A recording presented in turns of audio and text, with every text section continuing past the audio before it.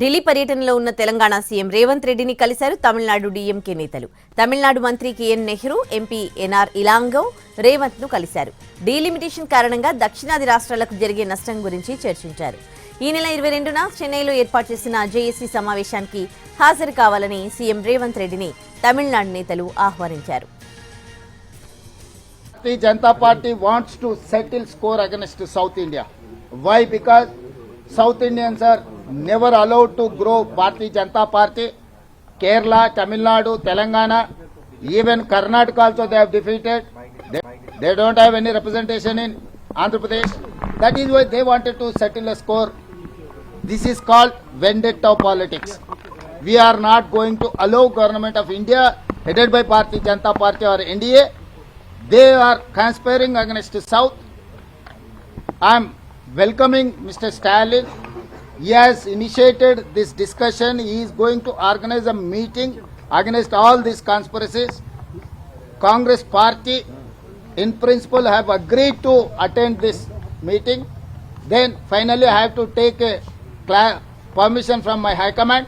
Then definitely I will attend that meeting. Sir, నిన్న తెలంగాణ ప్రభుత్వం నుంచి కూడా ప్రత్యేకంగా ఉప ముఖ్యమంత్రి బట్టి జానారెడ్డి ఇద్దరు కూడా అఖిలపక్ష మీటింగ్ కోసం లేఖలు రాశారు. దీనికి సంబంధించి కూడా మీరు ఎటువంటి డిసిషన్ తీసుకోబోతున్నారు? తెలంగాణ రాష్ట్రంలో కూడా ప్రభుత్వ పరంగా కాంగ్రెస్ పరంగా తెలంగాణ రాష్ట్రంలో ఉన్న అన్ని రాజకీయ పార్టీలను కూడా ఇందులో చర్చించదలుచుకున్నాము.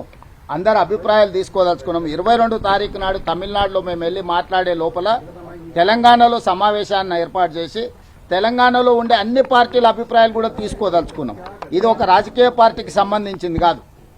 సౌత్లో దక్షిణాదిలో ఉండే అన్ని రాష్ట్ర ప్రజలకు నష్టం. ఇది పార్టీలకు అతీతంగా స్పందించాల్సిన సందర్భం. తప్పకుండా పార్టీలకు అతీతంగా అందరినీ ఆహ్వానిస్తాం, including Bharatiya Janata Party south. I'm going to invite Bharatiya Janata Party leaders in Telangana. Why? Because they have to take responsibility to protect our rights. So I have told my Deputy Chief Minister and Mr. Jana Reddy Garu to invite Kishan Reddy as a Telangana BJP President to attend in this meeting. He has to raise his voice in the cabinet. Why? Because it is going to affect our fundamental rights. So this delimitation is going to limit our opportunities. Where we are not ready to accept that, Kishan Reddy has to react on this. Why? Because from Telangana he is representing in union cabinet. He has to answer. He has to fight for our rights. So అందరినీ ఆహ్వానిస్తున్నాము. ఇది పార్టీలకు అతీతంగా. అందుకే ఈరోజు స్టాలిన్ గారు ఏదైతే తమిళనాడులో సమావేశాన్ని ఏర్పాటు చేసిండో ఆ సమావేశాన్ని నేను అభినందిస్తున్నా.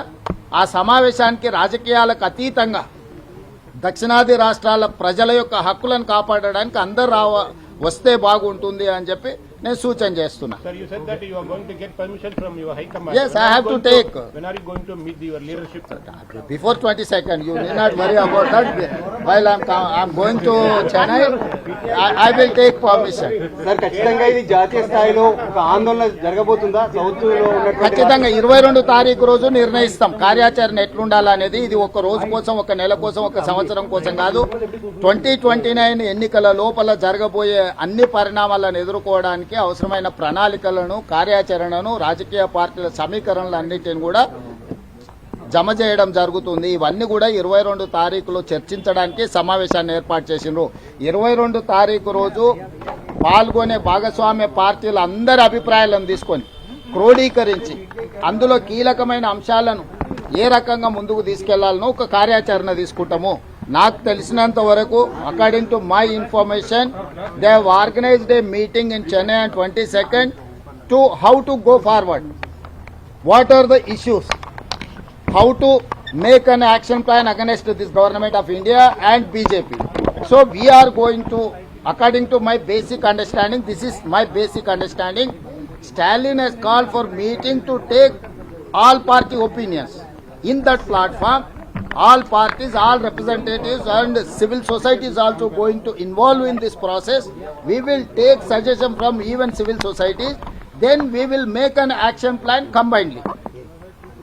Bharatiya Janata Party wants to settle score against South India. Why? Because South Indians are never allowed to grow.